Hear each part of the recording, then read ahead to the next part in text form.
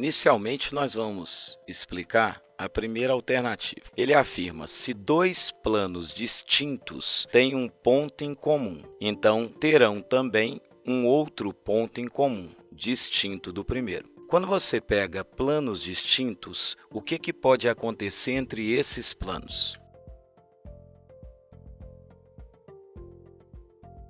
Quando nós temos dois planos distintos, nós podemos ter que esses planos eles podem ser paralelos distintos, onde a intersecção entre eles é vazia, que é esse primeiro exemplo. Nesse primeiro exemplo, o meu alfa é paralelo a beta, e isso significa que o nosso alfa intersecção com beta vai ser um conjunto vazio. Por outro lado, nós temos aqui um segundo caso, onde os planos são distintos, onde esses planos são planos secantes. Se os planos que nós temos são planos secantes, então, com certeza, a intersecção entre esses planos, ela representa uma reta, que é exatamente a reta que passa pela intersecção dos dois. Como ele afirma que eu tenho dois planos que têm um ponto em comum, necessariamente eles não podem ser paralelos distintos.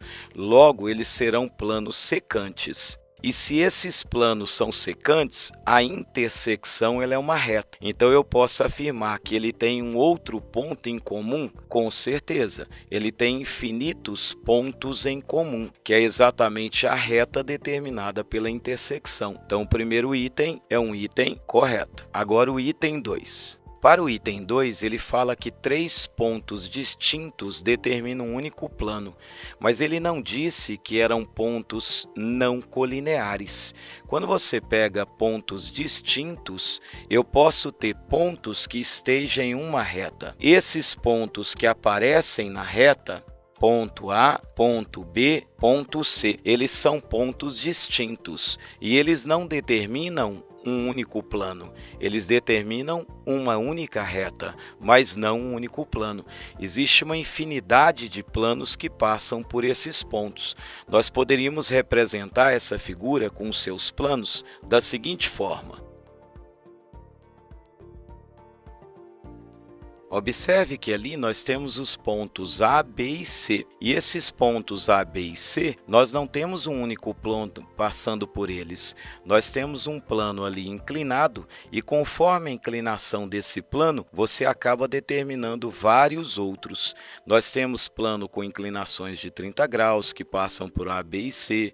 Nós temos um plano com inclinação zero, um plano de inclinação 90 graus. Então, não existe um único plano.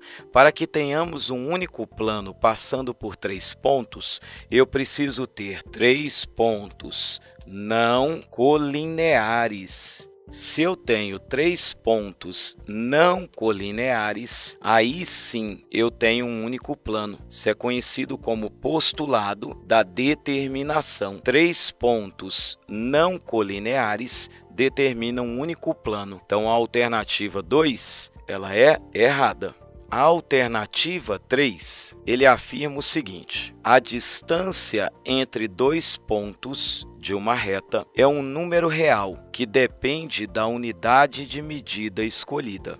O que ele está querendo dizer sobre isso? Então, aqui nós temos uma reta e dentro dessa reta eu vou separar o nosso ponto A e aqui eu vou separar o nosso ponto B. Nessa reta eu tenho dois pontos distintos. A distância entre os pontos depende da unidade de medida que nós selecionamos. Observe, se eu pego como unidade de medida exatamente o pedaço que vale metade da distância que separa o A e o B. Se você tem metade da distância entre os dois, a distância do segmento AB vai ser dada exatamente por duas vezes essa medida A, duas vezes a medida A, onde nós temos o A e aqui nós temos o A. Mas eu posso também usar um outro parâmetro como medida. Eu vou trabalhar agora a unidade de medida sendo o próprio segmento AB.